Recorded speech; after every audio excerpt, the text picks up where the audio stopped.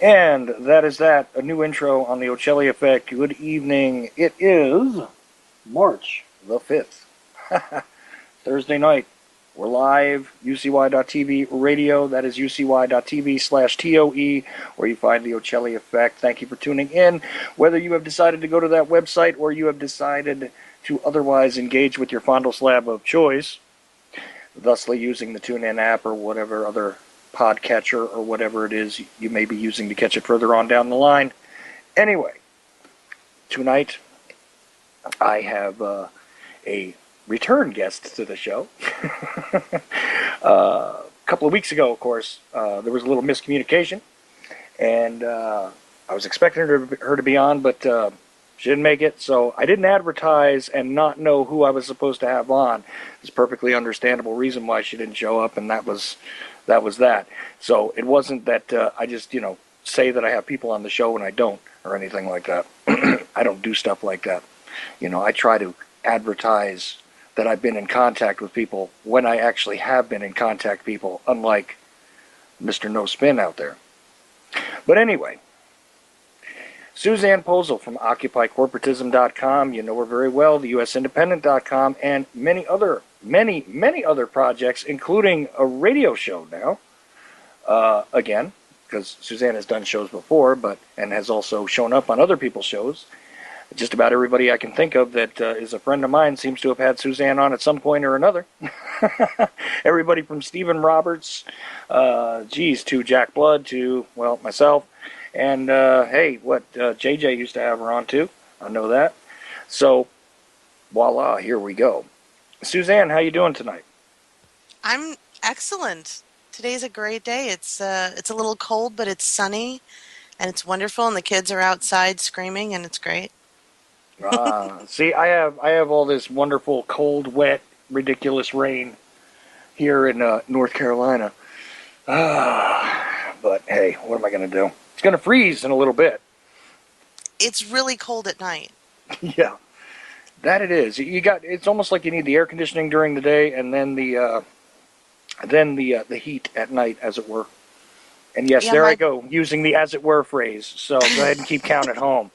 And I did want to mention, though, guys, sure. Chuck is a really good friend of mine because he is honest and has high integrity. And I do apologize for not showing up on the show that time. My mother went into the ICU unit, and there was a long stretch of weeks where we didn't know if she was going to make it. So I apologize for not showing up. I did have a very good reason, and I couldn't tell him before a time because the day I got the call from my brother in Florida was the day that I was supposed to go on the show. So I apologize, Charlie. I apologize to your audience, and Charlie is one of the most integral people. That's why I consider him a very good friend of mine. Well, I do appreciate that, Suzanne. I wasn't going to explain what the situation was. I was just saying that I didn't advertise you as appearing on the show and not have you lined up. That was the only thing I wanted. Because you know what happened?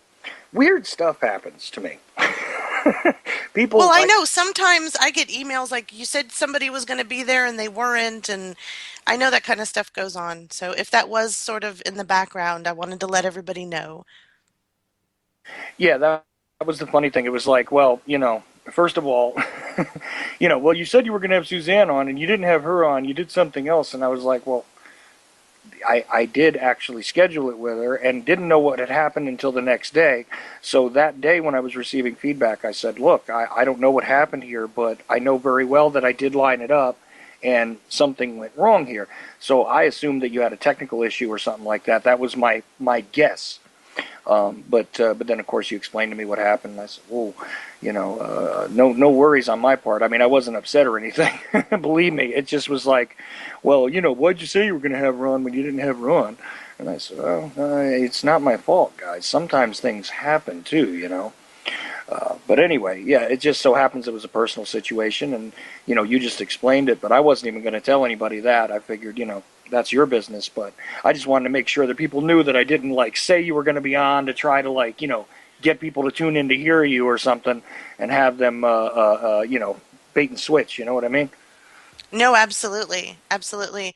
And just as a footnote, my mother is doing very well. She's out of the IC unit. She's going to be going home soon from the hospital. So she's doing fine.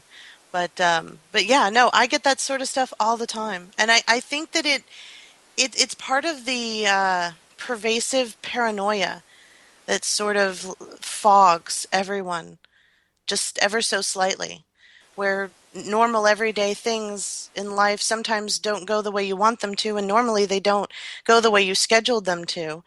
And we become que- questioning with a sprinkle of paranoia as to why that situation happened, rather than just looking at what is obvious and what the factors contributing to that could have been.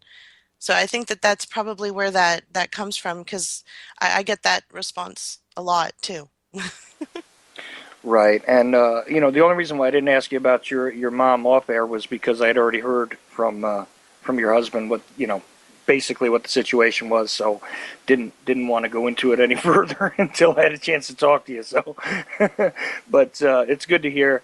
There's a lot of people out there that are faced with similar situations. It's weird. It seems like a lot of people that I know all together, all at once, seem to face this problem. I mean, I'm orphaned a long time ago, so I don't have this issue with my parents, but a lot of other people that I know seem to be having this issue like in the past 30 days or so.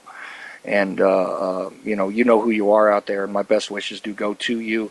And, although I don't pray in the same sense that some of you do, I have my way of communicating, and I've done what I'm supposed to do from that end. So, okay, enough of that. Just to let everybody know, I do think of others more than myself when it comes to this kind of thing. So, okay. Anyway,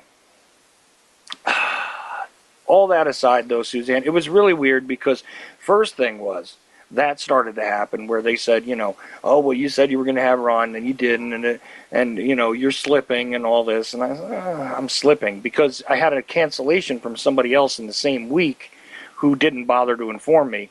We won't mention any names, but it wasn't a happy thing, and it was like, oh, you're slipping because this is twice in a week, and it was like, look, things happen, guys. I mean, it's a live radio show. I can't guarantee that, that one day my intro doesn't play and I'm not there. It could happen. So, stay tuned. I mean, it hasn't happened yet. The only time I didn't show up for this show to do it live in the time that it's been there, and it's only been on UCY for a little over a year now. But in that time, there were three rebroadcasts which I put on during live slot times, which the network was well aware of ahead of time, and that was because of the birth of my son. And I was going to be present and not tied to anything else other than being there for that event. So that was the bottom line there, and you guys got three replays that week. That's all there is to it, you know. But other than that, I do my best to get here, you know. But I mean, if there's a blackout, if there's a problem, if there's a physical ailment, if something tragic happens rather suddenly, I can't account for the fact that maybe I might not show up one day, you know. Absolutely. Yeah, I get up at 5 a.m. 7 days a week. I prepare and I have my radio show on 3 days a week on American Freedom Radio, and and I do all of this work for free. And I get up and I do it. And it for me, my work ethic is a lot like the silent generation, where I just get up and go and I get the function done, and then it's time to play. All right, So and it means that like something serious happens if I don't show up. You might well, want to call somebody, you know. I actually was a little bit concerned that I didn't hear from you because I thought to myself, you know, if you had some sort of glitch, you would have let me know right away. And I was actually, my first impression wasn't necessarily that you had a technical problem. My first impression was that maybe something had gone wrong with you personally, and that's why you didn't relay a message to me. So, you know, but I mean, like you personally, like you might have been in the ICU or something, and you know, I'm not saying that that's what I wished for. I'm saying that Oh that's no, absolutely. literally where I thought it was at because I know that if anything had gone down, you would have said to me either ahead of time or right on time. You would have let me know what was going on. So I was like, okay, something is wrong here for sure. Yeah, Ah, my brother and I have talked about it for a while. My mother's not doing so well, and she's not that old. She's going to be 66 this year. Uh, but I'm 3,000 miles away from them. So every time the phone rings and it's my brother calling, I think to myself, well, it could be that phone call. And then that happened. And it's still thinking about it, my heart is racing. It's terrible when you get that call. And thank God everything is okay and she's gonna be fine. But she's not doing well in general. And so I'm coming to the realization that I'm gonna get that other phone call and it's going to actually be the phone call. And that's a crazy thing to be thinking about at 37, that probably within a decade, my mother's not going to be here anymore. well, you know, the only advice that I'll give to you is make sure you ask all the questions that you want to ask while she is fully lucid and here. You know what I mean? Because that's one of those little regrets that I carry with me about my parents both being gone is that you know there was things that I wish I had found out about, let's just say, before they were unreachable. So, you know, that's the only thing I can tell you there. Other than that, everybody kind of copes with these things in their own way. You know, I don't want to go too much further into this. I know, it's like we can't get out of this hole that we've dug ourselves. Yeah, it's weird, right? I mean, I always let this stuff flow, and this had nothing to do with what it was. I even hinted to you I was going to discuss, but I never script, never choreograph this, so it's always, you know, God knows what would discuss. I mean, it could be anything.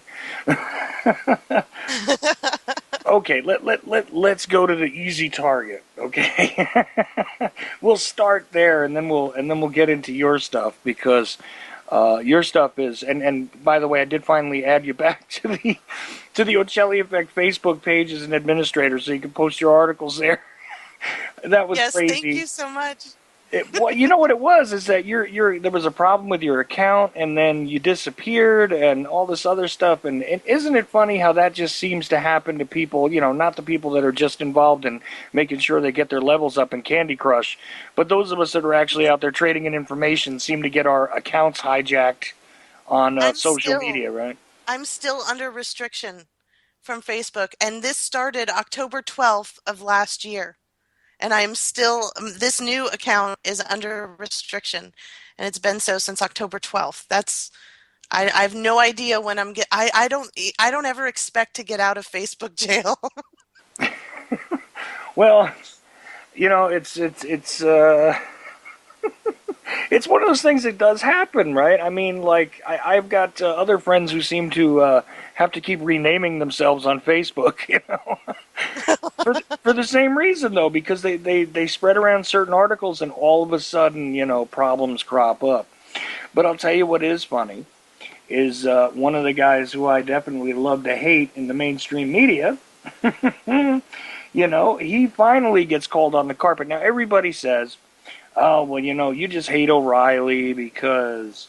He wrote a Lee Harvey Oswald did it book, and you're just obsessed with the JFK assassination and blah, blah, blah, blah, blah. And I've been trying to tell people for years that not only is he, just a talking head for the script, for the script writers out there who are giving him his own agenda, who are giving him his agenda, and he's playing a character on TV, basically.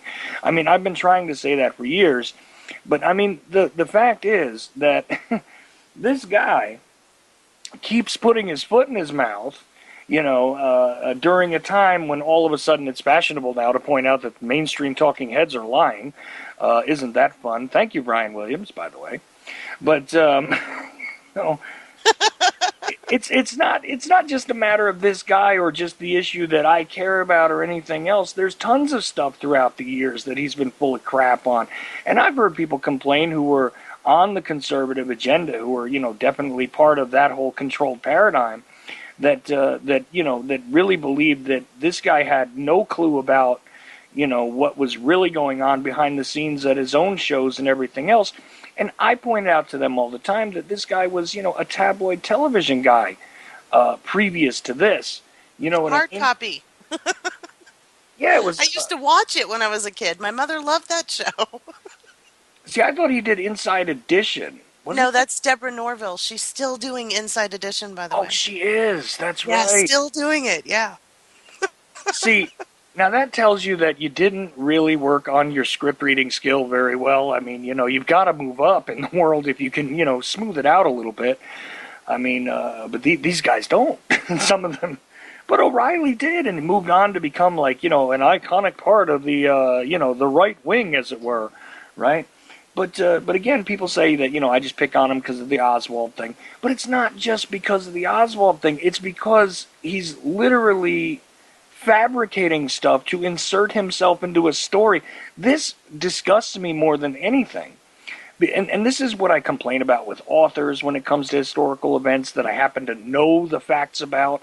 You know what I mean? These people insert themselves into stories and try to make themselves seem to be such a more reliable source, as it were, than than some of the people they're interviewing, because look, I was there, I saw it. Like, it makes me think of, did you ever see Natural Born Killers, the movie? Oh, yes. Oh, Okay. ugh. Now, the brilliant thing that goes on in that movie, as far as I'm concerned, is, guess what? The reporter, the guy who does the show. Now, that was Robert Downey Jr., remember him? Yeah. Okay. So, Post Coke days? you got it.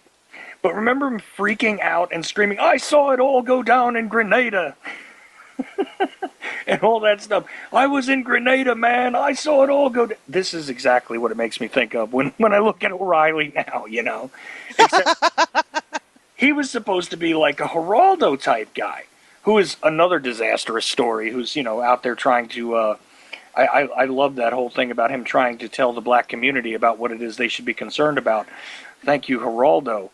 But anyway, did Yeah, you see he makes that? a comment about, I think it was Kobe Bryant? LeBron James. LeBron James. Hmm. And I think it was Jon Stewart who made the comment, two of these guys, one of them has three babies by three different mothers, and the other one is LeBron James. Yep. Yep. Except it was five babies Five, okay. by various mothers, baby mamas in various locations, and the other one is LeBron James. Thank you. That, I'm sorry, folks. I paraphrased. I'm sorry. no, but that just cracked me up to no end because, as much as, again, I'm not a huge John Stewart fan, every once in a while he scores a serious punch. and and that was a good one. That was, Well, Jon Stewart put out a response to Netanyahu's speech, and that coverage was absolutely incredible. Absolutely incredible. About halfway through it, he shows when Netanyahu comes in, and they clapped so loudly that they broke the C-SPAN's recording equipment, the audio recording. no, well, And they gave him an ovation that lasted 8 minutes, and then a 10-minute ovation at the end. This is a Republican controlled House and a Republican controlled Senate. Now, you think for a minute, why are they so enthralled by this man when they're supposed to be anti-Zionist, anti this, that, and the other? And well, it's just, it's very curious to me. you have to bow to both of your masters after all, and the fact is that the government on all sides, not just in the Congress, but I mean, it seems like every single tentacle of our government at this point is loaded with dual citizens of all kinds. So no shocker to me. No shocker to me that this went on. Kind of a shock that nobody bothers to really protest this. But except those of us that are crazy and have all these wild ideas about how allegiance can't really be divided by its own nature. But hey, who's counting, right, Suzanne? Well, another point that John brought up, which I thought was brilliant, was it was almost the same speech that he gave 20 years ago, saying the same thing. And what was interesting is, and I brought this up on my show last night, a 2013 document created by the Mossad at the behest of Netanyahu, research conducted by the Mossad, stated that Iran has not a snowball hell's chance of developing a nuclear weapon. So what the hell was he talking about?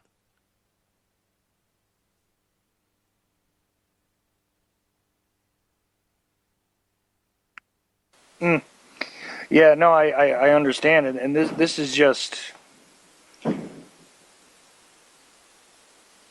absolutely stunning that this still goes on. What's going on here? Are you hearing me? Okay. You're cutting out a little bit. I Okay. don't, yeah. Okay. I'm trying to fix that. Sorry. All right. Well, hopefully we're still broadcasting. All right. All right. Just checking. It's live radio, folks. Yeah, it is, but something went a little funny there, and I was just making sure that we could each hear each other at least. Okay. Back to it. Yeah, no, this is the thing, though. Yeah, it's the same thing, and of course it's repetition, and that's the way these things are done, right? The Iranian nuclear agenda. Come on, is this really what this was all about? And the silliness of, well, this is the Republicans rubbing it in the face of the Democrats because they are just so juxtaposed to one another in reality. Come on, are we ready to grow up yet? And even so, the reporting. Okay, so now I go back to the O'Reilly point. I have to. I'm sorry. The reason why it's so interesting to watch this is because no matter which side of the equation that these people are supposed to be representing, it all comes down. All roads still lead to the same place. And I'm amazed at how many people in this country don't seem to want to acknowledge that. Well, because 87% of Americans believe in a God, and a large portion of them, and I don't remember the statistic, are Christian, believing a Christian denomination faith. And Bill O'Reilly services those people. And pushes forth whatever agenda, whatever story, whatever plot line will get them out of their chairs and doing something about it, joining the Tea Party or doing something else. Well, yeah, I understand that, but again, it still reminds me of the fact that this guy was nothing more than a tabloid talking head. He is still a talking head who, continues to. I mean, have you ever watched one of his interviews? I mean, in recent years, Oh, yes. Oh, I watch all of those guys at night. Yeah. I can't do it anymore with him. And the reason is there is like almost nothing ever gained from his discussions. If it's somebody he agrees with, well, then he lets them rattle on, or he brings on the token other blonde from the Fox network. You know what I mean? This is what he does. But other than that, it's just, let me cut you off and make your point for you and then put you on the defensive and then go to commercial. So therefore I won. And the non-spinning zone that he supposedly has created is still leaves me spinning. Uh, I don't know. It's one of these He's things. talking to baby boomers. He's Hmm. talking to 65 plus. And the only reason why it's a plus is because Nielsen ratings don't go above 65 years of age. They don't count anybody else. So he's Right. talking to baby boomers and silent generation who are still around. And those people have a completely different idea of what life used to be. It's drastically changed from the 80s and the 90s and the O's, the double O's. Hmm. And so he's hearkening those people back to reminiscent times when they were young, when their parents were young, when life was simple, blah, blah, blah. You could get a house on 2 years' salary. But the time in which he uh, looks up to and praises so greatly for his audience that are reminiscing about the good old days, the 50s and 60s were a time when our country was the most socialist. And the reason why you could buy a house on 2 years' salary is because they heavily taxed the rich and trickled that money down through the GI Bill so that people could afford to start their own businesses and afford to buy their own homes and put all sorts of amenities into their homes and get a car or get two cars. That was the most socialist time in our country.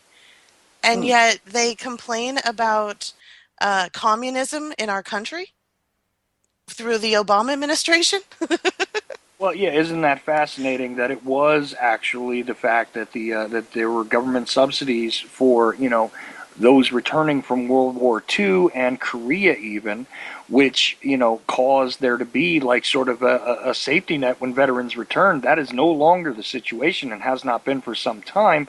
So therefore, the entire economic scope has absolutely changed, and that is a big part of it. You know, I know that sounds kind of crazy, but it's really not, folks. I mean, you know, take a look at what happens to returning veterans now. They're not automatically coming back in the position of being able to do what they could do in the 50s and 60s. That's not a possibility any longer. You No, know, some of them, while they're out serving a tour of duty, their house is getting foreclosed on. Yeah, right. And their Yeah. families are, just sitting here essentially, unprotected, uncared for by the government that their spouse, their son, their daughter, whatever. It doesn't really matter. But the fact is, a significant family member or two and three in some cases I'm seeing, are out there doing what it is, fighting putting themselves in harm's way in all these different misadventures around the globe. Okay, and meanwhile, there's no longer this I don't know what else to call it other than a safety net because there was essentially like a financial safety net for these guys before. Yeah, and that's when we installed socialism in this country. And the middle class was created. Now, during the bubonic plague, we had the creation of another middle class, but I don't know if the Republicans want to go on that kind of platform. Hey, let's have a plague so we can boost up the middle class. Well, But don't tempt them.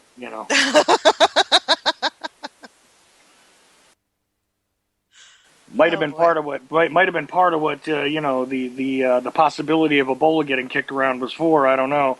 You know Although what I that was for? That was to hide the systemic problem we have with our hospitals. I talked about this last night on my show, and I wrote an article about this because one of the nurses that contracted Ebola from the Texas Presbyterian Hospital, she's suing the corporation that owns that hospital. And by the way, all of our hospitals are owned by a handful of corporations. I've known this for years, but I was surprised that very few people who don't work in the healthcare industry don't know this. It's kind of like the banks, and it's kind of like the media. It's owned by a small group of for-profit corporations. And so, getting back to this nurse, she's suing for negligence.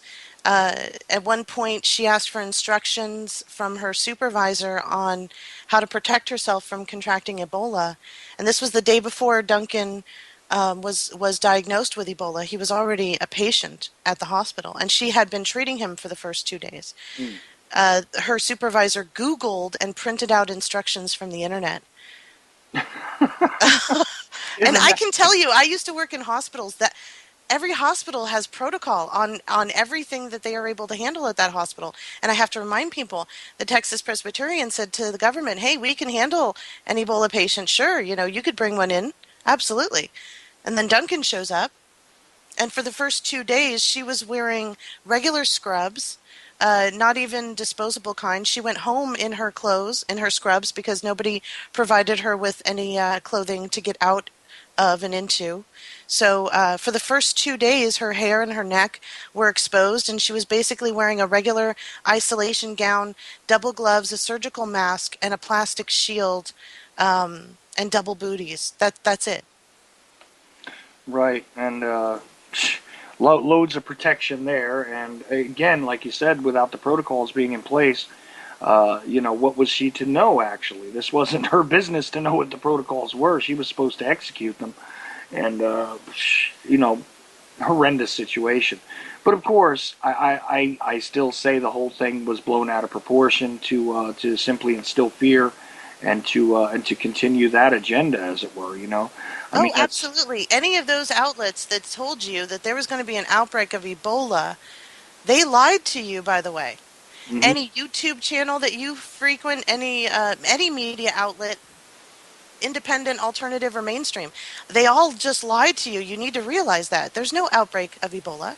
What happened was because these corporations own these hospitals, they don't invest the money it takes for infrastructure, for training, for equipment, for retraining of new employees to keep up with protocols and retraining for the people that they've already trained. We're talking in millions of dollars. A corporation doesn't want to expend all of that money if it's a 1 in 15 million chance that a guy with Ebola is going to walk through their emergency room door. And guess what? It was that 1 in 15 million chance, and it happened. And because they were not prepared and they didn't spend the money for the infrastructure, these two women contracted Ebola. And thank God that they're still here. But their lives were on the line because these corporations don't care. And these corporations are in charge of your health care. Forget Obamacare. The dirty little secret in the medical industry that almost no one ever talks about really is the fact that they are all privatized for-profit corporations owning, and it's a handful of them. Let me just read off a couple of their names and see if anybody Mm. recognizes them. Tenant Hospitals, Hospital Corporation of America, Cancer Treatment Centers of America, National Surgical Hospitals, Prime Healthcare Services, Community Health Systems. These are some of the corporations that own all of the hospitals across the nation, and it's really just a handful of them at the top. So we have for-profit corporations who own and administer and allow the healthcare that is administered to you via their hospitals and the products and services that they provide at those hospitals. And this is a business. And because it's a business, like I said, they didn't invest in the infrastructure, and two of their healthcare workers contracted Ebola. And we're just lucky that it was two. Right. That's exactly right, and it's again though the more this becomes streamlined by the corporate entities, this is what happens, right? I mean, why is it that all the media looks the same? It's because it's all owned by the same people. Why is it that the hospitals all seem to behave exactly in the same fashion? It's because they're all owned and controlled by the same exact people. I mean, this is the way this is the way corporate America runs at this point. And the more that this happens, it is weird to watch people, sort of cower every time they make these declarations without ever telling you that they could have taken various measures which would have, not been cost effective to their minds at this point in the cost benefit analysis. Over the years, they could have, dealt with this quite easily. Had they actually done the investment in the infrastructure, like you were talking about, the retraining, the continuous, re-education of your staff, to keep them up to date and all this kind of stuff. This is not being done. And this isn't just, pointing at the one hospital where this lady happened to have been exposed to it, but I mean, it's a fact across the nation, essentially. No, it is. I used to work in hospitals. My mother worked at Florida Medical Center, and I interned there for about 2 years and through the Red Cross. And then I went on a couple of years later to work there for about a year, and working in the medical records department with my mother being the supervisor and learning how to prep charts and meeting all of the administrators that walk through. It's very bureaucratic. It's extremely bureaucratic. And it's all agenda driven and it's product and service driven. And you have pharmaceutical reps coming in, and in some corporations, they don't allow them to just come in and proselytize directly to the doctors, so they have to take them out to dinner. And with some hospitals, it's mandatory that the staff members who are scheduled to go on their off time, and they have to go. It's part of their job, but they're not paid for it. So they go to this restaurant and meet with the pharmaceutical rep, and they get the whole spiel, and they go home with their goodie bag. Um, but as far as like problems in the hospitals, when I was working at Florida Medical Center several years ago, and well, I say several years ago, it's like 10 years ago now. Mm-hmm. um, uh, I knew a woman who worked in the cleaning of instruments for surgeries. And she had witnessed a doctor doing a procedure on a patient and leaving the room with his gloves still on, not washing his hands, not taking off the gloves, not even washing the gloves, and go straight into the next room and proceed to perform a procedure on that patient as well. And there were about 15 people in the room with her, and she was the only one who gasped. And she was fired a week later. She came to me and told me the story the next day. And within 7 days, she was fired from her job. We never saw her again. So this kind of stuff happens. And if, like in this case, you happen to be privy to it and you don't react the way, like, hey, don't say anything, shush, shush, then you lose your job. They just terminate you. It's a corporation. They can't afford to have it exposed that any of their doctors that make a lot of the money, they schedule the surgeries, so they make the money for the hospital. They can't have any of these doctors with a sullied reputation. So these doctors become have like this god complex, and cut corners and do whatever they want. And sometimes they behave in unscrupulous ways. And if anyone says anything, sometimes they get fired. Yeah, and that's the reality, again, in a corporatized system. you know, the second that you become a threat to the possibility of them doing, what it is they choose to do based on that good old cost benefit analysis, right? You could face termination or even be blackballed in your chosen profession, so on and so forth. I mean, it's like. I don't know what to call it at this point, Well, no, I but it is absolutely the agree with culture. you. And what's funny to me is, the getting it back to the spin that you were mentioning with Bill O'Reilly. The spin with the Democrats and the Republicans is Obamacare. Obamacare alleviates and sets up some regulatory provisions for these for-profit corporations who are running privatized healthcare. We just don't realize it. Or maybe we do, and we just don't care. That's the Mm, argument. The corporate run Republican Party wants to keep their corporations happy and their healthcare lobbyists flowing money into their pockets. So they don't like Obamacare. They want to get rid of it. On the other side, the insurance companies helped write Obamacare, in some cases, literally wrote Obamacare. right. Um, and so they, through the blue team, are pushing really hard to keep it intact and keep it going. That is the spin. That's the actual thing that's happening behind everything that they're telling you that's so bad about each other's side. Well, right, and the hysterical thing is, at the end of the day, still the insurance companies profit over profit. I mean, no matter which side of the equation seems to be winning the alleged battle at the Right. time, they And still and the hospitals way. do too.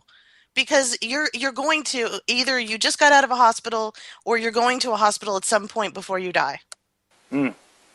Yeah, so it actually creates a reliable source of continuous growth, regarding the profit margins for these corporations, and meanwhile it's being manipulated from both sides. Doesn't that sound familiar?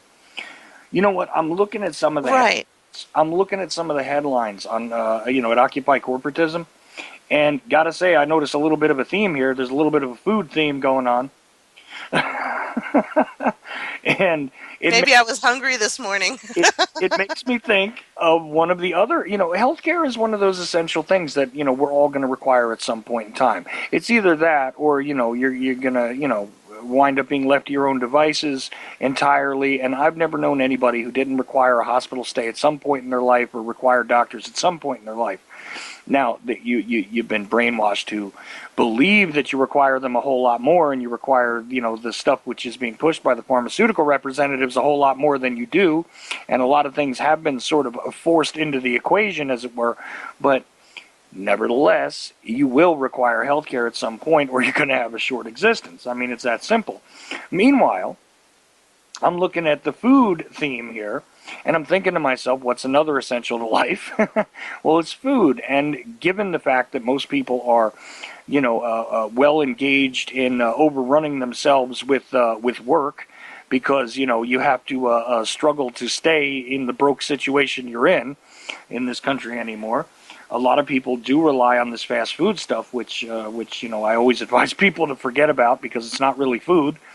But hey, it's still a billion-dollar industry, and plenty of people still engage in it. And isn't it interesting that you have a headline here which says "Deja vu: McDonald's pledges to stop serving antibiotic-laced chicken." This reminds me of the fact that, and I see in the picture you got the fries, and all that. Well, the funny thing is, of course, how long ago was it we were talking about these new potatoes they were going to start using, right? And so in this picture here, you have your antibiotic-laced chicken, you have your newly GMO'd fries with all of these wonderful alleged health benefits. So how many drugs are supposed to come along with fast food, do you think, Suzanne?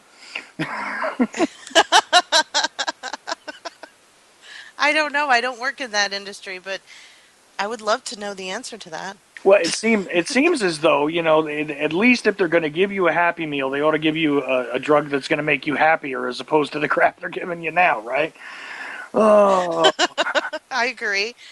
you know, I and, absolutely agree. and then why did I say there's a food theme? Well, of course, another headline here is Visa and Pizza Hut overcome important obstacle for connected cars.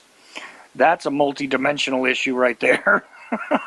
Oh, yes. Well, because everybody knows that, you got to get your pizza, right? So Visa and Pizza Hut have come up with specialized software that they are beta testing in these new cars, and it will allow people. Now, you can't use this while you're driving. It won't allow you to use it while you're operating the vehicle, so you'll have to pull over.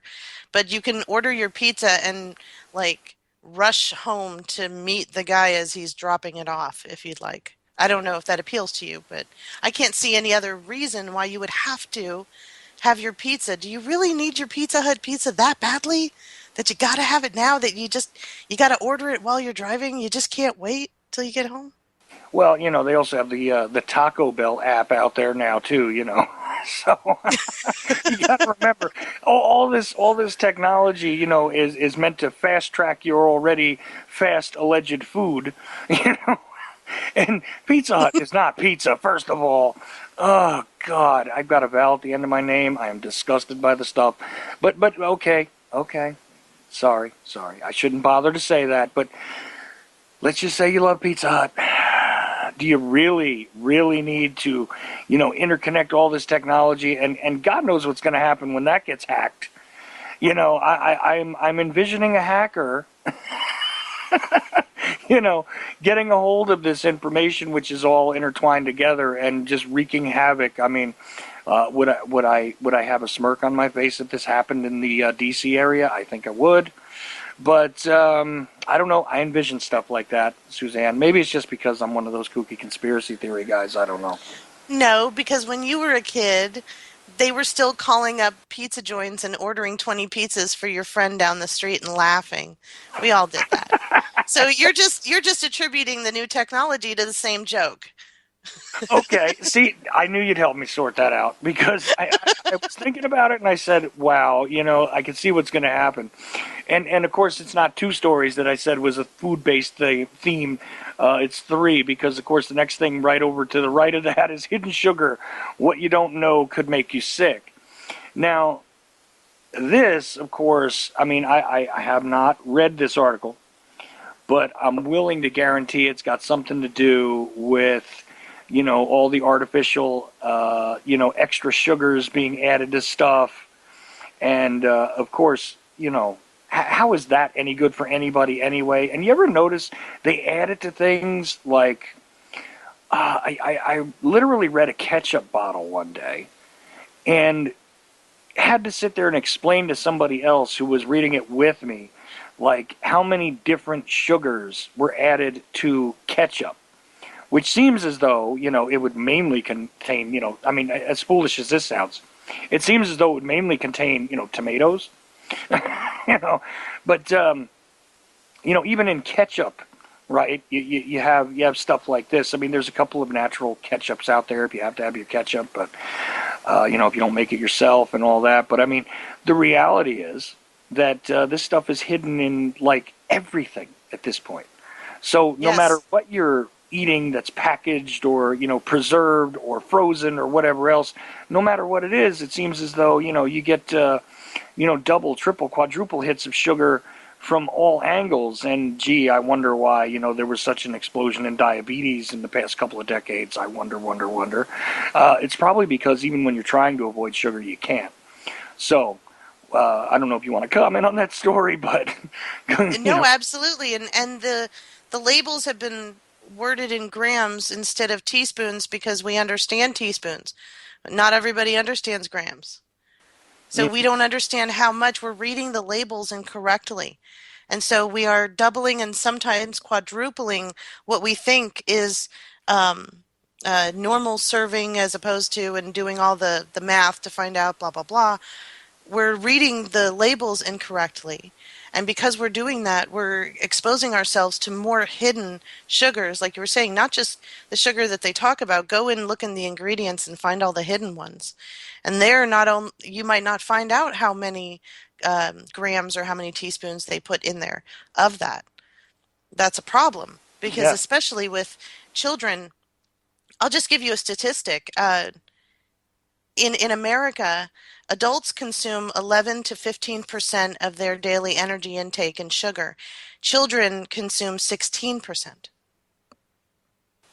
See, now that doesn't sound like a lot, but the acceptable level for that is not really there, is it? Well, the result from adults being 11 to 15% and children being 16% is what you see outside your door. We're all fat. We're all lethargic. We're all sick.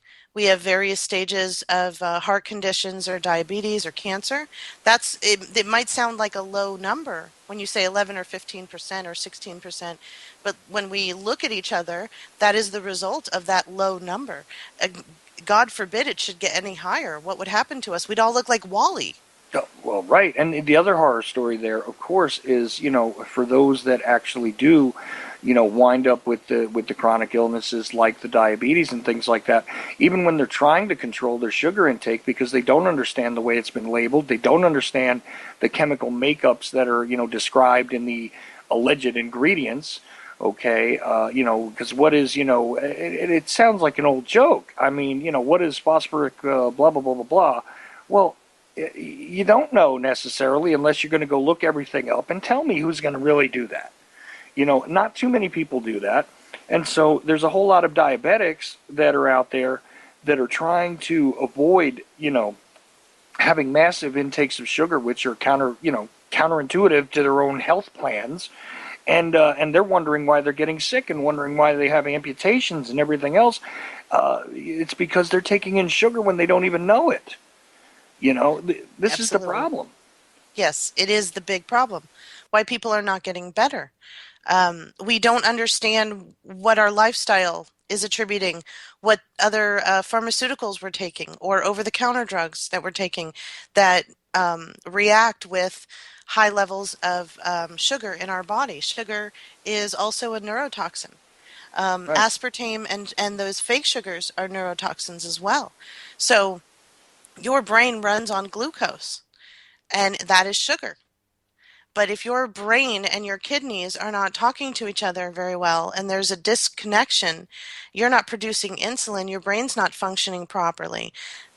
There's many studies being conducted right now, and this is just a theory right now, but they're looking at the different forms of diabetes in the body, and and they were studying its relationship or its causational relationship through sugar.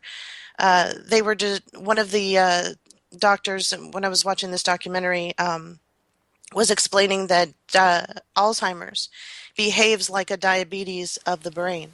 And it Mm-hmm. would make sense because the transmission between the kidneys and the brain, there's a blockage somewhere, and the messages are not getting through to each other.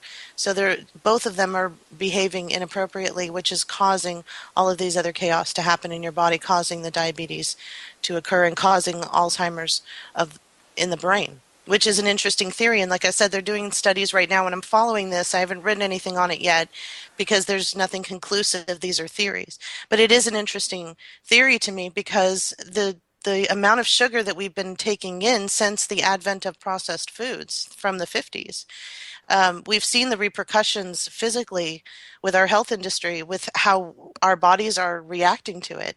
And it's only appearing to grow worse because we're more and more depending on processed foods, or at least half of our meal being processed food. Well, right. And I mean, for me, what makes this extremely relative, and also, for those out there who think that, because you're diabetic and you're not getting fat means you're okay, you're not.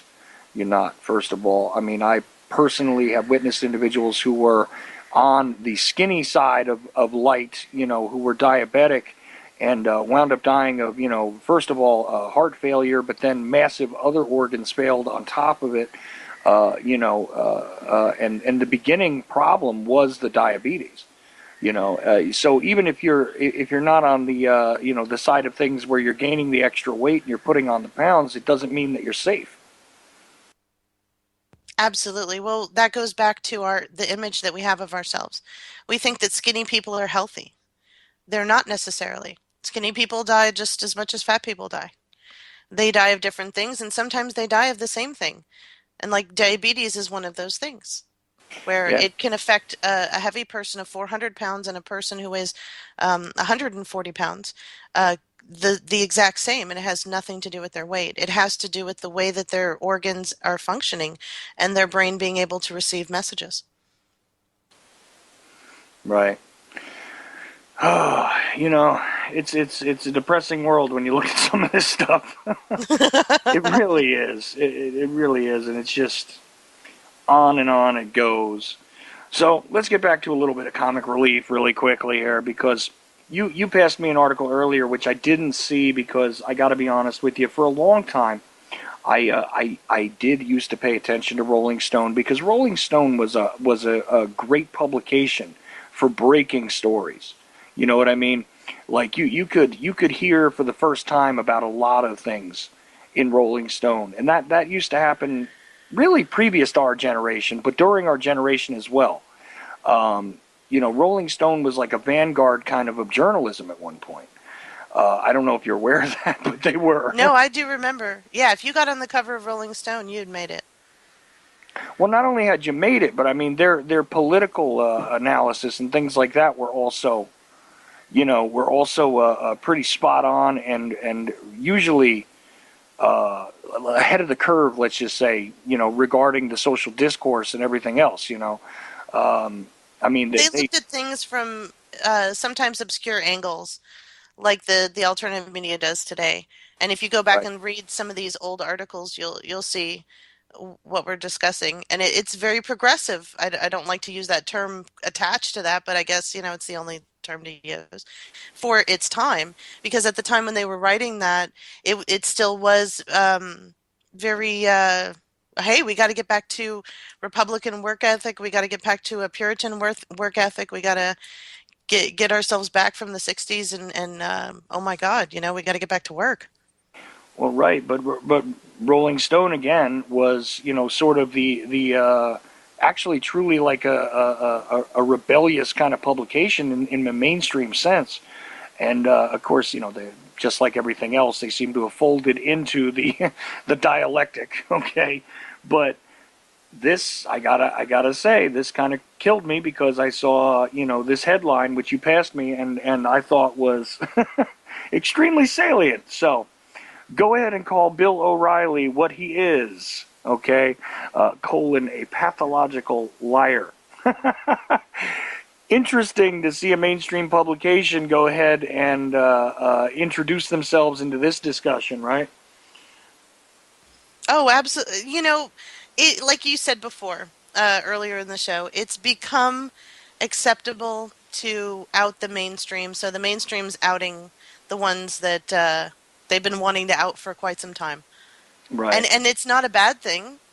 We all know that they do it. It's nice to see specific instances where they're lying and where they're fabricating or where they're embellishing. It's nice that everybody captures everything and puts it up on YouTube so we have a record of everything and we can compare based compare their version and then compare what they actually said at the time, which everyone's done with Brian Williams. But um, it's just wonderful to see that other implosion. I'm wondering if Mm. there might be some movement away from these celebrities. You know what I mean? There's been a huge rise of that since the 80s, and I'm wondering if that genre has sort of hit the its penultimate and it's on its way out Yeah, as a that trend. that is something that you start to wonder when you see this sort of shuffling of the deck chairs on the Titanic of the mainstream media, because this is really what's going on. I mean, yes, there's been a few deaths lately, and there's been a few, sort of removals, retirements, moving on to other projects, so on and so forth. So, the infotainment industry, as it were, has definitely gone through a serious rippling change, right? And but I love the text at the beginning of this article, so I'm going to read from it really quickly, if you don't mind. No, it's great. I thought you would love it. I'm glad that you did. I do. Okay, so apologies for my reading ahead of time, people. But here we go. A good rule of call out culture is to never target someone for the same things you do. Okay. No adulterer is more adulterer is more insufferable after all than the fire and brimstone minister. But when NBC anchor Brian Williams was exposed for fabricating stories of journalistic heroism, poor Bill O'Reilly just couldn't help himself. There was Williams, okay, that prick, garnering widespread acclaim for the kind of stories Bill had already been making up for years. Now, you can't get much better than that. And this is where I point out, okay, there's the whole Falkland Islands thing. Everybody's gone over that, and people are now combing back over all of these different reports from O'Reilly over the years, and they're now finding all of these inconsistencies, impossibilities, implausibilities in his reporting, in the actual fact that he was in one particular location as opposed to another. One of the ones I happen to know about personally is this whole thing, which you can find it on YouTube. Matter of fact, you can find some instances of this stuff that I was disgusted with on YouTube some years back with O'Reilly regarding the JFK thing. And I know people, you're sick of hearing me about JFK, but here's where it comes into play. There's this guy named George Shields, okay? Now, Shields has been long suspected of being Lee Harvey Oswald's CIA handler, okay? During the House Select Committee on assassinations in the 70s, he was about to be called to testify. Okay, now the Warren Commission did not really investigate the DeMoore and Shields connection. DeMoore and Shields is also connected to George H.W. Bush. In fact, was writing him letters just before his death, okay, regarding how he had found himself in some trouble. He had problems with his deal in Haiti and all of this stuff. And if you guys had listened to Jack Blood recently this week, you would have heard Joan Mellon starting to explain this stuff before Jack kind of got scolded by Joan because of what his representation of O'Reilly being, more on the conspiracy side of things. But and I love Joan, and Joan will be a guest on my show soon. But let me tell you something. Jack was correct in pointing out that O'Reilly had been seemingly more on the conspiracy side of things. In fact, even stating that he was knocking on DeMoore and Shields' door just before his death, and even one place claiming that he had heard the gunshot. Okay. Now, this is a compilation of things that he said, not just in his book, but over the years, also on hard copy, right? He had made a statement about this and talked about how the House Select Committee held back stuff regarding George DeMoore and Shields and all that. Okay. Now, his claim that he was there is incorrect, and how do we know that? Because there was a guy who wrote a book called The Last Investigation named Gayton Fonzie. Gayton Fonzie was an investigator for the House Select Committee. That book, by the way, definitely required reading if you want to understand the Kennedy assassination and the investigation in the 70s. Okay. Now, when he spoke to O'Reilly, or when he spoke to, a secondary person related to O'Reilly, this person related to him that he had spoken to O'Reilly, who was still at one of the wonderful TV stations in Dallas, okay, at the time, and had stated that he needed to get to Miami to cover the story of DeMoore and Shields' death. Now, DeMoore and Shields, his death, by the way, it is officially ruled a suicide, but this is, again, an old man who shot himself in the head with a shotgun, and there's a whole other weird story about that. There was even a recording of this man's death, believe it or not. And there's some strange circumstances behind that, and an inquisition, or not an inquisition, excuse me, an inquiry was done about his death, and they still ruled it a suicide, despite the fact that there was a lot of evidence showing that someone else had been there at the time, and they never even sought that person for questioning. But again, another story, right? But O'Reilly claiming that he was knocking on the door at exactly the time that this guy blew his brains out is fabricated. Just straight out fabricated. And so is a whole lot of the information in his Kennedy book. Now, I know that much. I'm not saying that I know every instance where this guy has lied. I'm not saying that I know every instance where he's inserted himself into the story, whether it's, who knows? Maybe he's just suffering from some sort of disease where he remembers it that way. Okay, I'm not going to claim to know exactly what his motives are, but if you see this stuff happening over and over and over again in his reporting over the years, and you go back and you compare the notes, what are you left to believe? And I know, Suzanne, that was a lot for me to say, and I'm sorry I took all that time to do that, but I felt the need to say it. It is important. It's something that I've been harping on a lot lately because I see a lot of garbage in both alternative and mainstream, and I don't understand why um, people who say that they know that they're being propagandized to don't recognize propaganda when they see it. but it is a systemic problem. And people like Bill O'Reilly are able to have careers taking that angle because everyone, for some reason, loves to be completely freaked out. We like to believe things that sound plausible, but when you actually look at the evidence backing it up, it's questionable or suspect. Why we don't demand actual facts and evidence in our news reporting and even in our news commentary is beyond me. But I think that it has a lot to do with why nothing ever changes. And we keep complaining about these things and nothing ever changes. And all of the tactics that come out of these camps never work. It might be that we're under the controlled opposition and we just don't even know it. Well, right, and that's that is one of my major issues with the alternative as well as the mainstream, and I hear it all the time. I mean, just like the whole native advertising thing that we've discussed on this show. I see that over and over and over again, and people don't realize. They think, oh, this is a fascinating news story, not realizing that it is basically just a piece of advertising. As opposed to information and so on and so forth. I mean, it's Or endless. there's reporting that goes on that there's nukes being blown up in Ukraine when that's just not true.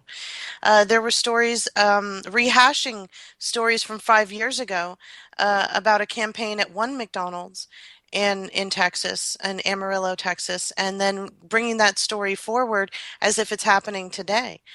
That's both alternative examples. The Daily Mail just put out some propaganda about ISIS militants destroying um, artifacts at the Iranian Museum, National Museum. Well, ironically, in 91, it was our soldiers doing the exact same thing at the exact same place. So how don't we do we not remember? I mean, there's so many questions, like don't we remember what happened? Obviously we don't. I know that's rhetorical, but then don't we bother to question what's happening really? I mean, we just don't. We don't question anyone. We don't click on source links. We just read headlines and go and then regurgitate this stuff as if it's true and then argue with each other on social media and ostracize ourselves from our family and our friends over things that we have no idea if that's actually true because we never even took the time to click on a source link. Does Yeah. anybody else not see this as insane? Oh yeah. No. And that's the thing. That's why when I'm pointing out this stuff about O'Reilly and I'm complaining about him, I'm telling you that the stuff exists and I put it out there. Previous to this recent, volley of complaints against him, I was talking about this. So it's not as though, I'm jumping on a bandwagon and just assuming that it's true. I would even defend him if he was defensible. You know what I mean? But the reality is, he's not. Okay. No, he's not. Folks listening and in the archives, go on YouTube and put Bill O'Reilly, Jon Stewart debate 2012 and watch this thing. About 45 minutes into the debate, Jon Stewart and Bill O'Reilly take the mask off and they start talking about how their scripts are written and their characters are decided and they just play a character. They actually really like each other, really respect each other's craft. They get together, they have a great time together, but they understand that they're playing roles and every so often they have to fight with each other publicly. But it's all for ratings for the networks and it's an amazing last 45 minutes of the it's about I think it's like an hour and just under 2 hours and about I'm sorry 45 minutes into it is when they take the mask off and they just start talking very candidly. That is exactly my point with this discussion. I want you guys to understand Bill O'Reilly, this character that you see on TV, that's not Bill O'Reilly. That's a character that he's playing for Fox News, and he makes a lot of money, and he writes books, and he pays charges consulting fees, and goes and speaks, and gets invited to all these things, and has this lifestyle because he does this thing. It's a character, Well, right. and the fact that he has this semblance of credibility as a journalist, which he's never been a journalist, go back and he started his career in broadcasting as a broadcaster on hard copy, and before that he was doing regular reports, but not journalistic reporting. This man doesn't have a background in journalism. Well, right, and in So, all fairness to O'Reilly, now here's where I'm going to give all fairness to him. The reality is that he was really just the voiceover and talking head for hard copy. He wasn't actually the guy going out and filming half of this stuff, or actually collecting the information, editing it together. He wasn't responsible for even that. So, right. you know, so if you want to, have complaints about the stuff that he put out back then, which I did, but I've since learned better. It wasn't really his script anyway. I'm pointing the dirty end of the stick at the wrong guy, actually. But that's what he's there to do. Hmm. He's no different than your Stephen Colbert character, except that guy's just over the top. And Well, it's he came out obvious. and admitted that it was a character. Where Bill O'Reilly, and that was part of his joke. When you watch interviews with the actual Stephen Colbert talking about his character, he describes his character as what Bill O'Reilly would be if he could be honest with his audience. So he was outing Bill O'Reilly the whole time and admitting that this was a character. To me, that was brilliant because he was doing something Bill O'Reilly can't do. Bill O'Reilly can't come out and say, guess what, guys? Haha, it's just a character. I just did this to make some money. I'm glad that you guys trust me, but I'm just getting paid. He can't do that. He's Mm. so invested. He's got so many years, so much writing on all of this and the lifestyle that he is accustomed to, and he has to keep paying those bills. He can't afford to come out and take the mask off. He has to fight this. He has to tooth and nail do this Bill O'Reilly thing that he always does, spin it and get it to commercial break. Well, right, and of course, over the years before his whole, killing everybody series, what are we up to now? Let's see, killing Kennedy, killing Lincoln, killing Jesus, killing Patton. I think he's got four in the Wait, books he's got now. another one coming out, Killing My Career. Oh, there we go. See, I was hoping for that one. I really want to see that one because it's about time. But previous to that, it was him espousing his philosophy and espousing it exactly in the way you described, which is, I hearken back to the days when I was growing up, and this is the way things were, and this is the way things ought to be. When America was a socialist country, everything was wonderful. Yeah, wasn't it though? Uh, and yet the deception continues, and a lot of these people are still sucked in. Of course, my argument is that the only reason why a guy like this has ratings is because somebody who is rather elderly loses their remote control and can't figure out how to change their newfangled TV station. So I think that's what happens after a while. you know, oh, I don't know. Yeah, I could just see like nursing homes all across the country where they're just sitting there in their wheelchairs waiting for somebody to figure out where the remote is. And they're just stuck watching this. Yep. Like a Clockwork Orange, but without the eye thing. They're just stuck watching it. Exactly. And it's oh, that's funny. You brought it back to the Clockwork Orange. Does Well, anybody that's what I saw remember? in my head. Like No. rows of like three or four wheelchairs, and they're just staring at this screen and they've all been talking about where the remote could be, but none of them can actually get out of their chair and none of the attendants seem to care. They just think that they're interested in it because they're all looking at it, but they really just wish somebody would change the channel. They're staring at it because their minds have gone to sleep, and not because of their age. After a while, it's hypnotic, I guess. I don't know. I don't know. And I read some of those early books by him, and they were just constant pontification and tripe over, what used to be and what ought to be, based on this idyllic image, leaving aside any of the things that were going on that were wrong culturally at the time, you Well, know. because that's his audience. Those are the guys buying the books are old now and they're looking back and they don't remember all of the bad times and the struggles that they had to go through. They don't remember that it was the silent generation that actually started the civil rights movement, Mhm. started the feminist movement. A lot of the things that culminated in the 60s with their children. They took on the legacy and blew it into what we remember as the 60s, but it began as a peaceful idea struggle. Even with unions and with the silent generation, it, he's talking to those people and they're thinking, I'm about to die. And what is the legacy that I'm leaving? My baby boomer kids really screwed up not only this country, but the entire world.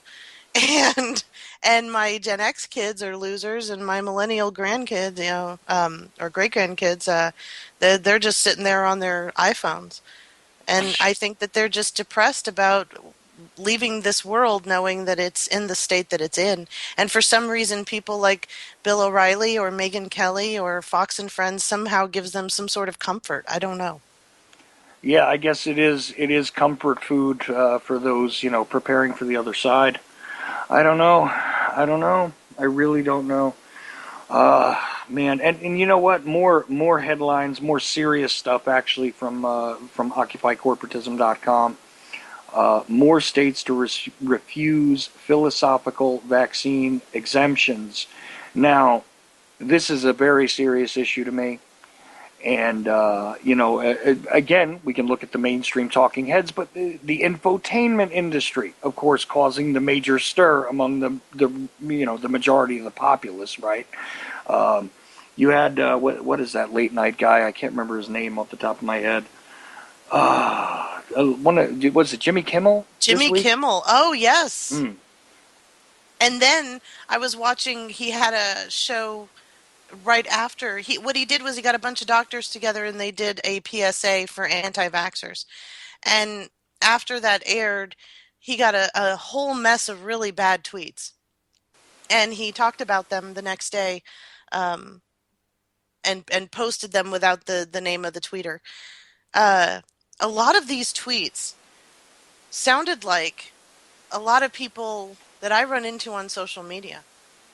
And it was, to me, and this is just my opinion, it was a bad tell about how little we think about how people correctly portray us sometimes in the media. We do behave like nobody sees these tweets. We do behave like nobody sees these arguments on social media. We do behave like we can do or say anything we want to complete strangers and have no regard for thoughts or feelings or just a basic people were threatening his life. That doesn't make any sense. see, but to There's no reason me, to. to me though, what it sounds like is, yeah, it does sound like that stuff, but at the same time, I'm almost willing to bet that it was manufactured because this guy has not had relevance even in among the brainwashed masses recently. I don't think he was doing that well, and I think this might have been a little bit of a stunt for attention. Meanwhile, sort of misportraying some of us that are on the opposite side of things, from him, by sort of couching us in a way that makes it sound like, well, since one of my friends on Facebook told me so, I believe it. You know what I'm saying? As opposed to the fact that a lot of us have taken the time to look into the actual ingredients in some of these things and have decided that this might not be the best plan of action regarding our children's health. You know what I mean? Like, Oh, absolutely. I do not vaccinate for several reasons, but one of the main concerns is I would like a healthcare professional to explain to me the medicinal value of laundry detergent, formaldehyde, and mercury, and squalene.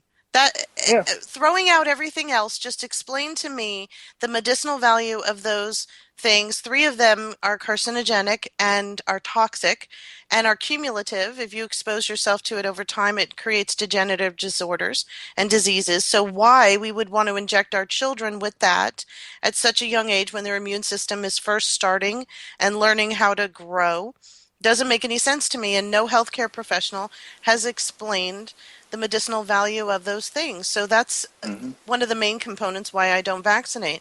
And I think that that's a logical, outside of everything else, I think that that's a logical question to ask someone who would be the pediatrician and in charge of my child's health. And the fact that they can't answer it tells me a lot and is the reason why I don't. A lot of the kids who came down with measles were vaccinated. Hmm.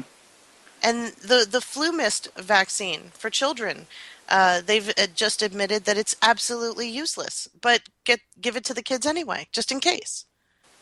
And meanwhile, I'm getting slammed with emails at this point about people asking me to sign petitions, demanding that the government makes it mandatory for those fools out there who don't vaccinate to vaccinate their children, because after all, they have a child who has leukemia or something else, and and they have been threatened various times by unvaccinated children, and so on and so forth, and it's like you can see the game being played here, you know. And meanwhile, I've already told this story before, and I think I've told this story with you on the air even, and I'll repeat it again. I don't care. The fact is that when my son was born, before his immune system was intact, before his neurological system was entirely intact, one day after he was born, I had a pediatrician basically pushing me to give him a hepatitis B vaccine. Now, my question to the pediatrician still was not exactly, answered the way that he probably should have answered it, according to, the playbook. But the fact is, I said to him, barring the possibility that my infant son is going to participate in sexual activity, get a tattoo, or partake of intravenous drugs, I don't really see what the reason is for him to get a hepatitis B vaccine. Do you? Okay? Just honestly, do you? And he said, well, no, but it's on the schedule. This is not a good enough reason for me to introduce this crap into the boy system. It's just not. And you can And take a lot of different arguments, a lot of different ways, but that's what it comes down to in my head. When and of course there were the points that you made, but I'm just giving you a different angle here. no, The I absolutely agree with you. I think that we should strip it all down. It's become absolutely blown out of proportion. There are some legitimate questions, like the question you asked your pediatrician, the question I've asked my children's pediatrician before we moved to a holistic doctor. Um, these are legitimate questions. It has nothing to do with all of the other, agendas and all the other suppositions and the reasons why and yada, yada, yada. It's just a legitimate question as to why these things need to be put into the child's body before their immune system has a chance to grow, to right, function properly. And because healthcare professionals cannot answer these questions, and they are in charge of keeping my child healthy, keeping them from dying, keeping them from getting sick, I can't trust their advice. Therefore, I can't believe them when they say the child needs this vaccine. And that's logic. right, or that they require this antibiotic, or they require. If you can't explain to me what the purpose is for introducing a foreign substance into the child's body, what am I left with except hesitation? You know what I mean? I don't get how that makes me a crazy person, and it's not because one person tweeted me. I don't even use Twitter, but it's not because, well, I kind of do, because, well, the show tweets out stuff automatically from the Facebook page. But regardless, I don't personally like go and read other people's Twitter posts and form my worldview based on that. Which is what this guy was trying to tell people. Is like, oh, I saw something on my friend's Twitter, so therefore I agreed with it, and that's the way the world works. This isn't, to break it down to something like that. It's sort of like, well, I decided to be trendy, so I had my pinky finger on my left hand cut off, and therefore I think it's a good idea because it's trendy. It's not a matter of that. It's a logical, reasonable question for somebody who thinks to themselves, is it worth it to introduce a foreign substance into my child's body? And, if you're not questioning that, you're just walking lockstep with whatever happens to be the consensus on medical wisdom at the time, you're not doing your job as a parent, in my opinion. But, hey, again, I'm one of these crazy people, right, Suzanne? No, I have taken the stance of using logic and reasoning. There's a lot of there's a lot of misinformed information. There's a lot of information that is true. However, the proportions are not explained, and because most of us don't remember taking chemistry, and most of us didn't take any biosciences classes or medical classes, and don't understand physiological complications and introductions to chemicals in the environment, and just the just introduction in general, just living. Because we don't understand or don't remember from school or from college, these articles take advantage of that and cause us to rise up for reasons that are just not even, they're absolutely ridiculous on any level if you looked at it from a logical standpoint. But logically speaking, the questions that you're raising, Charles, and the questions that I'm raising, I think are absolutely reasonable and logical. It's not insane. I just want to understand if it has a medicinal purpose that I'm not aware of, please explain to me, because everything that I know about it uh, tells me that it's dangerous and toxic, and I Mm. shouldn't be exposing my child to it. Well, right, and even the manufacturers of this stuff will tell you, I mean, a detergent. They tell you, it's not, it's not good for a child to drink it. Keep out of children's reach, And meanwhile, some of the very same components are being utilized to, as an alleged preservative, right, in these cocktails. And that's the other thing too, is that with all of the biochemical crap which is being introduced, via the water, via the food, nobody even bothers to question drug interaction. You know what I mean? It I it want to just bring up another point with this. Somebody sure. sent me a meme that had to do with formaldehyde, and formaldehyde in a pear, and formaldehyde in vaccines, and that they shaded the pear, and it was over two-thirds of the pear was covered, and that's how much formaldehyde is in the pear. And then a tiny little piece at the bottom of the second pear was shaded, and that's how much formaldehyde is in a vaccine. And you eat pears, so you're getting formaldehyde, and what does it matter if you're getting injected with it? It's such a small amount, you get more from a pear. Mm, What they don't tell you about that, because I went and looked that up, I was curious. This formaldehyde is a natural component of the pear. And natural components that are natural in nature, our body has a way of processing and either expelling naturally or utilizing as a nutrient. It's not the same as a chemical created in a laboratory that is used in conjunction with other chemicals in a vaccine. So when you see that meme about the pear, they're banking on the fact that you don't understand certain things about natural occurring chemicals. Like arsenic is naturally occurring in our soil. hmm And when we take food out of the ground, it has a certain level of arsenic in it. But again, it's not the same as the chemical rat poison that you have underneath your cupboard in your kitchen or wherever. right. It And is a natural occurring chemical that our body has the ability to either naturally expel or utilize as a nutrient. And we are so, because of our ignorance, because of our just natural ignorance and our natural propensity to just believe what we hear, we we go along with and rally with ideas and concepts that make absolutely no sense, and then complain when people say that we are acting crazy, when there are absolutely logical reasons for not wanting to vaccinate, for not wanting to eat GMO, that have nothing to do with all the other craziness that's going on around it. Just legitimate questions about body physiology and body's receptivity to the chemicals and long-term effects of it. Any scientist or any educated person would completely understand that question.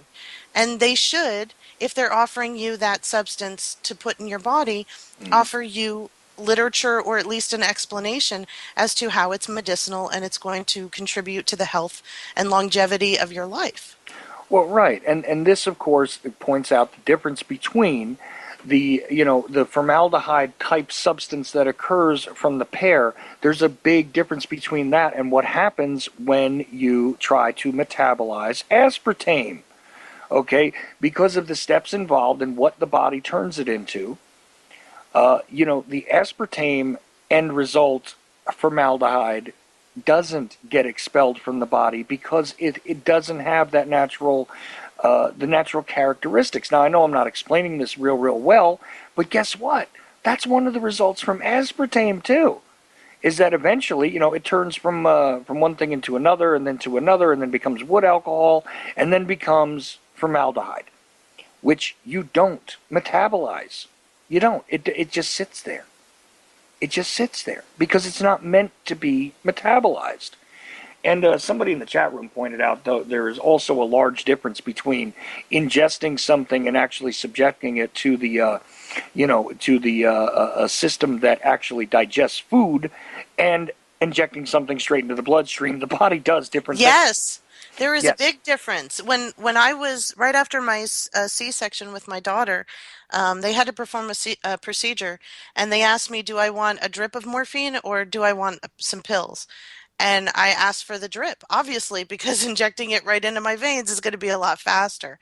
And we all sort of know this, except when it comes to these logical things, when we see these things that are fear-mongering us, we tend to throw out that logic that we know and jump on that bandwagon. Whereas if we took a step back to think for a minute, we'd recall that logical reasoning and explanation that we remember, and then we might not jump on that bandwagon. We might just let that train go. Well, right. And we're getting to the last half hour here, believe it or not. And like I said, the conversation always does go a little bit different, on this show. But you do have a new radio show. Which how many broadcasts have you done? It will be episode number 5 of the show came back to life. I resurrected the show. I was given the option to do a new thing, but I liked Hardline, and it's a new format. It's 1 hour. Each segment is its own information. I've gotten a lot of great feedback. Thank you very much. American Freedom Radio, Monday, Wednesday, and Friday, 8 p.m. Central. Hashtag Hardline Radio if you want to make a suggestion or a comment. One of the topics I'll be discussing on Friday is listener requested. So please, if you want me to discuss something, or you want me to expound on something, or you want me to shut up about something, let me know. Hashtag Hardline Radio. You can find me on Facebook or Twitter or Google+. I'm not really good always at checking my emails, I have to say. So if you message me on social media, you're going to get me faster. Right. I have a Google Plus also, but I never look at it, so I have no idea what's going on over there. So don't hold me responsible for it. But occasionally I do see the messages in my spam that says Google Plus added this person or did this or whatever, and I don't pay attention to it. I do use the Facebook, and like I said before, I'm not really active with the Twitter. But yeah, I actually take suggestions and will shut up about stuff on occasion too. Sometimes. Sometimes I do stuff just to aggravate you people because it seems as though you like it when I aggravate you. So you might not be well served to tell me to shut up about something, but I do take suggestions and requests on the Facebook pages, which there's a regular page for the Ochelli Effect and also a discussion group for the Ochelli Effect radio show. It's a group. So, and anybody can join in there if they want to, as long as they're not being abusive to others. I don't boot them, and that's about the size of that. But yes, you're on American Freedom Radio. Did you start using your new intro, by the way? I did, folks. If you listen to my, if you go to my show just to listen to the intro, Charles has one of the most incredible radio voices that I know, and I know a lot of people. And I wanted you to do my intro, and you did such a wonderful job. I giggle every time you say your little thing. So go check me out tomorrow, 8 p.m. Central on American Freedom Radio Hardline with Suzanne Posel. If anything, just to listen to Chuck introduce me. I don't know how great of a radio voice I have, but you can definitely tell it's me. And but also you do a lot of other great work, and I don't want to forget to mention anything. Of course, Occupy Corporatism, which I mention all the time because I just love the title, to be honest with you, because I think it's just conceptually super solid. Very much like I said to Greg Carlwood, who was on with me, he has the higher side chat, which, if you think about the duality in that name, it sort of, refers back to the fireside chat. And then, of course, if you abbreviate it, it's THC. So I find the whole thing extremely clever. Well, on the same level, On the same level, I find Occupy corporatism, which is a whole lot more useful moniker of the psychological element of what was that movement, in my opinion.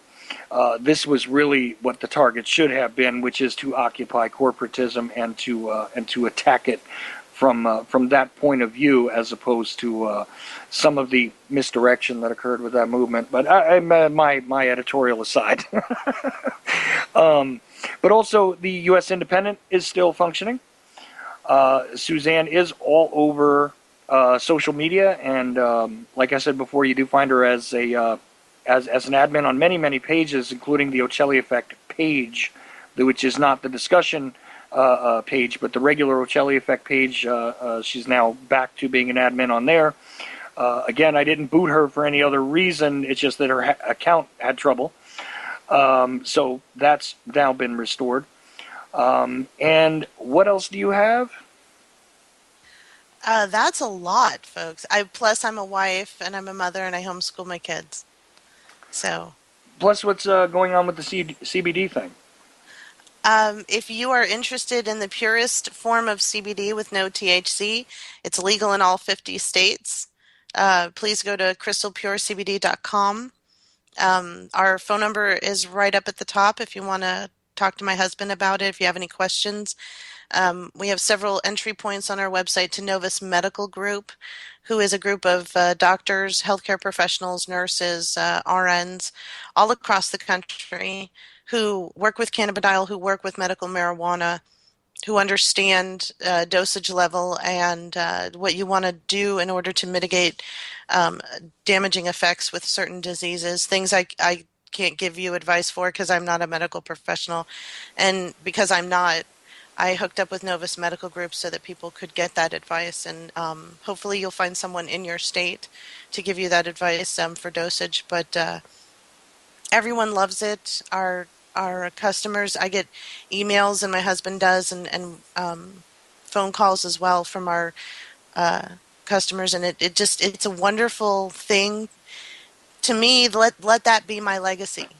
That my husband and I introduced a product onto the market that is actually having such positive effects on people. One of my customers, her dogs are not terminally ill with cancer anymore.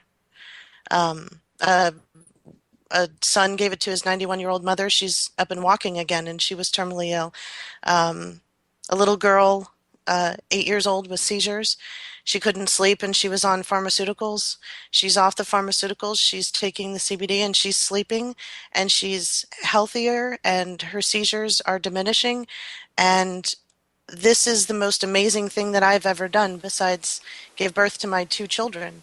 And I'm excited because my son has a seizure disorder, and he's on our product, and I don't worry anymore.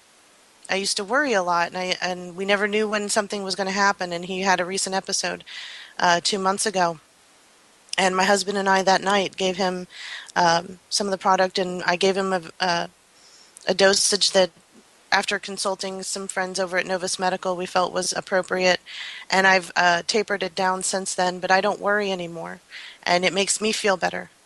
So I know how it feels. I know that it's scary. I know that a lot of people that purchase from us are kind of at their wits' end. They've tried the pharmaceuticals, they've tried the medical community. It's not working, and they're desperate for something. And I understand being afraid of looking at this tincture bottle and saying, is this really, are all these studies that are done by academies all across the country, even the National Institutes of Health, our own government, major pharmaceutical companies, are all these studies really true when they say that it has positive effects on everything from upset stomach to cancer, and that it works on animals as well as humans? I mean, could that be true? I understand that fear and apprehension, but I tell you, I sleep well at night knowing that my son is okay. And I am humbled and I'm overjoyed that I know that other people have that same peaceful sleep knowing that their children and their loved ones and even their pets are okay now. So it's kind of emotional for me. I gotcha. And a question was passed to me about whether it's helpful with Crohn's disease, or if you know anybody that it's been helpful with Crohn's disease. I would go to PubMed and put in Crohn's disease cannabidiol. There are over 1,300 articles there on everything you can possibly imagine, and go read those studies and look at it. Now, what they're doing in these studies is they're not using the hemp paste. They use a crystalline version of our product, not our product. There are other things out there for the higher end pharmaceutical industry. We have the only plant-based product on the market, and it's available to customers.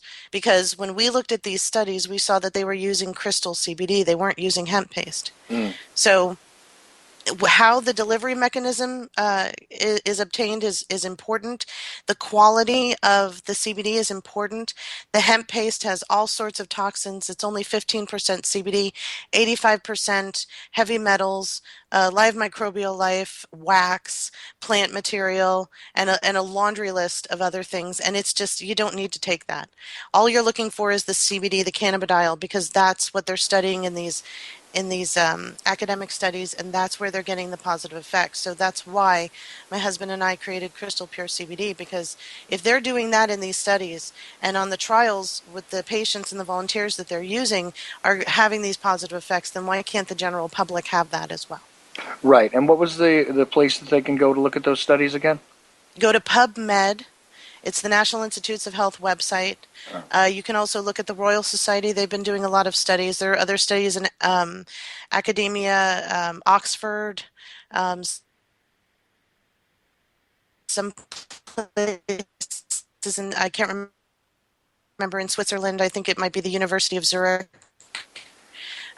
Okay. Well, But it's all you across broke the up. You world broke where up a they're little getting the bit. same effects using the same product, using the crystal CBD. Right. You broke up a little bit, but it's PubMed.org. pubmed.com, right? .org. Sorry, pubmed.org. Okay. I just wanted to get that out there And if clearly. you have trouble, just put in the National Institutes of Health. It's their website where they publish all of the studies that have gone through them.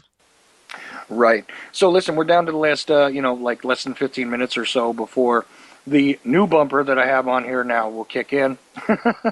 So that was done because too many people told me that it was, a little bit anxiety inducing to listen to the old one. So created a new one. But but anyway, with the last couple of minutes, though, Suzanne, I mean, is there anything that was on your mind tonight that we didn't cover, or something that you felt like I sort of glossed over too quickly, or anything? No, I think you did a fabulous job. All right. Well, I do appreciate that. I try to make this different though than like any of the appearances that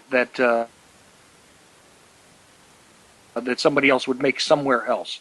It's more of an organic thing. I don't choreograph this. I don't ever script it. And it's just I try and just make it the conversation. You know what I mean? And sometimes that turns out really well. Sometimes it doesn't. But try and inform just through the conversation, like as if you were listening to just two people having this discussion. Uh, you know.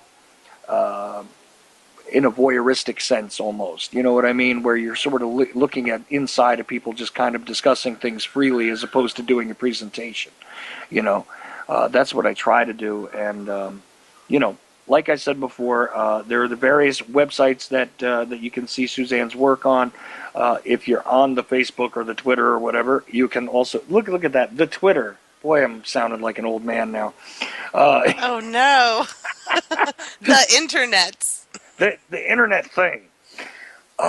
Still, I think back to when it was, oh my God, who's ever going to bother to go on a computer to go look at stuff? Remember those statements? Oof. Yeah, Yeah. dial up. Dial up The internet. fact that we got over the dial-up hump and people stuck with it long enough for them to figure out technologically how to get over that hump is fascinating to me, because we all should have dropped it after like a year of that dial-up. That was the dumbest thing on the planet. Oh yeah, the days when a photograph would take you 20 minutes to see half of it. Yeah. 20 minutes, try 2 days. Well, I was in New Jersey, so I think we had a little bit of an advantage because a lot of the people that were from New York, lived over by us and expected things to move a little faster. So it seemed to me as though we had a little better of a situation in Jersey than some people did in the country. but but 20 minutes literally to get like a picture, and I don't mean like a huge web page or something. I mean a picture. you Well, know now it's if your website it takes more than 3 seconds to load, it's considered a slow website. 3 seconds. yeah, 3 seconds. Oh man. And this is long before the cable, the DSL, or any of this other stuff. Oh man. Yeah, there were days like that. But yeah, like I said before, though, all this stuff you can find, and you don't have to wait for it to buffer for an hour and a half anymore. Hopefully, unless you're using certain carriers and you know who you are.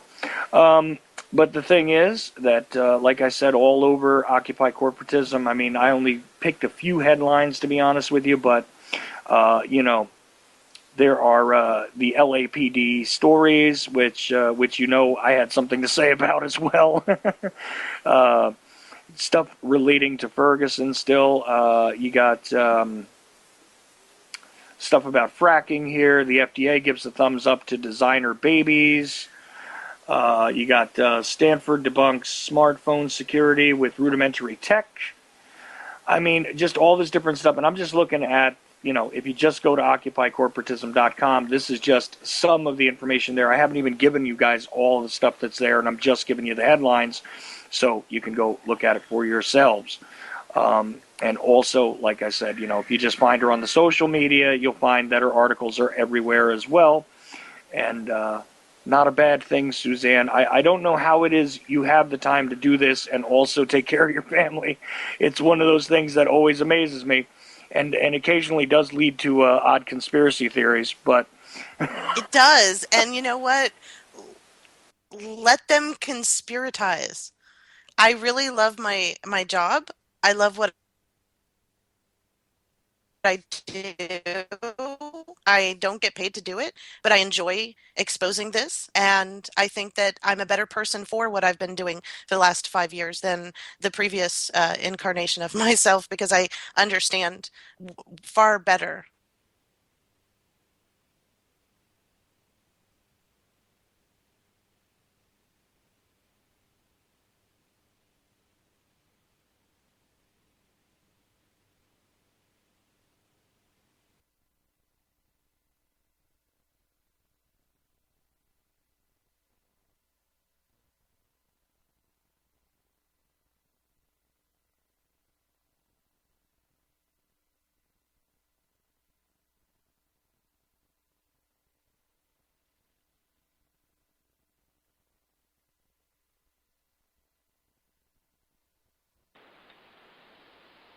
there we go. Okay, Skype malfunction. Oh, and I was pontificating on such an important topic. Well, go ahead again. Let's see if we can get it out there. All right, guys. Um, no, I can't remember what I was saying. Oh well, it's been lost to the sands of Skype. You were talking about being a better person in the past few years than your previous incarnations of yourself, based on the fact that you were putting out this information and Oh, yes, yes. Facts and evidence. I mean, I've been doing this for several years now, and I've been down all the rabbit holes. And what I come out of all of them realizing is if you can't prove what you're saying, then it doesn't matter what you're saying. It's great to have a conversation over beers on a Saturday night, maybe a fishing trip or a camping trip where you sit around the campfire and tell stories, but it doesn't mean that it's going to change anything. Facts and evidence is what's going to get things changed. And we have to make a concerted effort to decide that we're only going to accept facts and evidence. And we have to demand that of our journalism. Journalism is turned not only into opinion based news, but to complete tabloid absolute garbage. and people are eating it up because they're absolutely freaked out, and they're freaked out because they were told to be freaked out, and therefore nothing is happening and nothing's changing, and every movement that happens fizzles out, and none of the suggestions that are given to us work because they're not meant to. They're just meant to keep you entertained long enough for everybody to get their ducks in a row in their process to get moving along. And the fact that we just can't realize that we're pawns in the alternative as much as we are in the mainstream, that we can't have independent thought, that we don't use logic and reasoning, we use emotions and and suppositions in order to back up our assertions and our beliefs. That we take this information personally, and that we defend our infotainers and celebucasters as if we knew them personally and understood why they're sitting in the position that they are. And all along, everything is happening and nothing's changing, and we got more and more to complain about. I got more stuff to write about, and on it goes. And for me, I'm sick of hearing the complaining. Let's do something about this, or let's just admit that we like to complain, and let's make that the point of the movement, that it's just a complaint movement. Maybe we should get a 800 number and we can all call in a hotline and complain to people and have it recorded. If we are honest with ourselves, or we could do something about it. I don't know. The choice is ours. Yeah, see, that's the reality behind why I started doing this is because I was complaining about not only the mainstream media but the alternative media to people constantly, and after about the 100th time, somebody said, "Well, then do it yourself if you don't like it." You know, after that, that's where this was born, because I wasn't going to do this, to be honest with you. you know, I was just trying to find my way in the world, and I was a musician at one point, but I had given that up, and things like that. And all I wanted to do was pretty much just live my life, and have a decent world for my kids, and just I was complaining about these things on their behalf, and that's all I was doing. And people just kept saying to me, people that I actually respect kept saying to me, if you want to complain about the media, the opportunity to be the media is there. I don't write so much, but I do these broadcasts because I can, and although it's been quite a learning experience for me, and I'm not paid either. It's my contribution to that to try and change things, like to offer an actual alternative.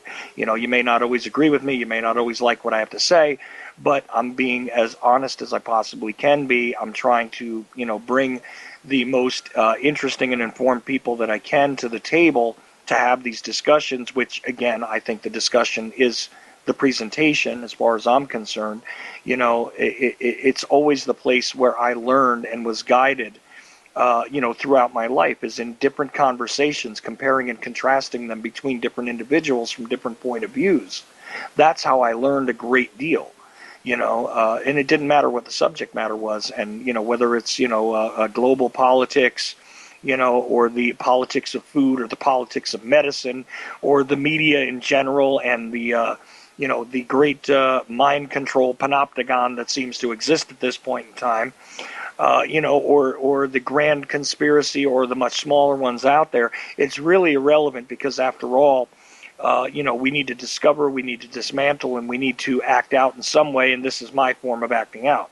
Now, others may be in positions to do other things, but for the most part, this is the best I could muster, And you are writing and contributing to the information sphere, as it were, in the way that you do, and as an answer to what you saw was wrong, right? So I mean, that's what it comes down to, is that this is our answering instead of just complaining.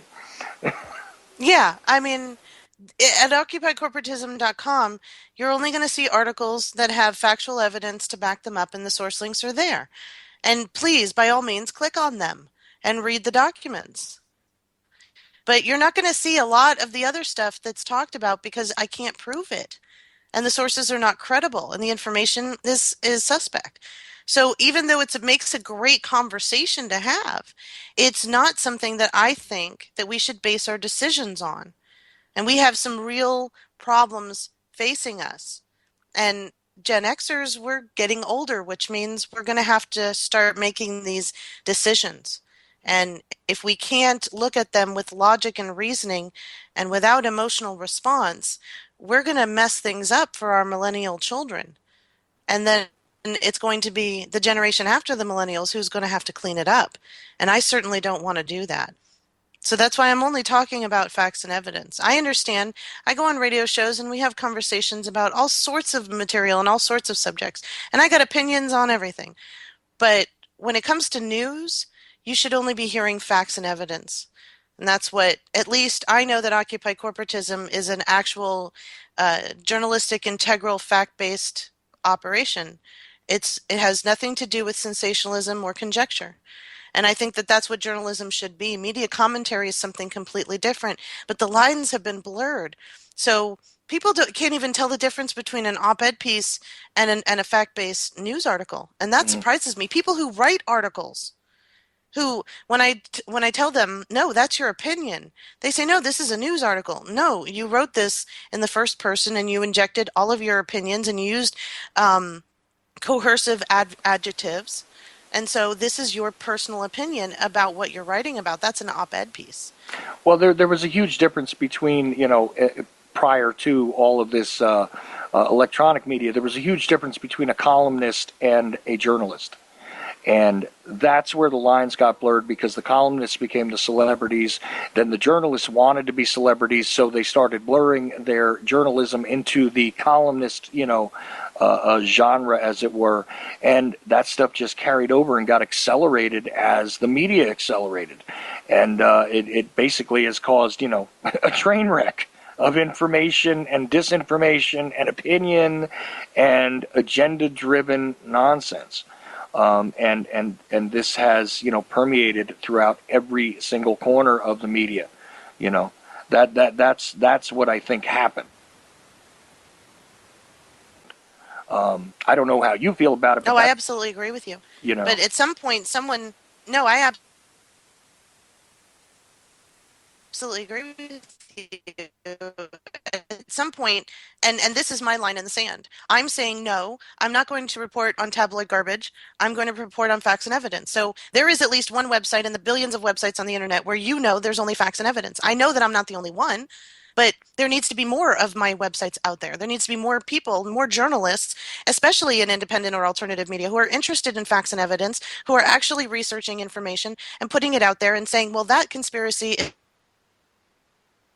is a nice conversation. But if we're going to decide whether or not we're going to elect this president or that president, I want to know some facts and evidence.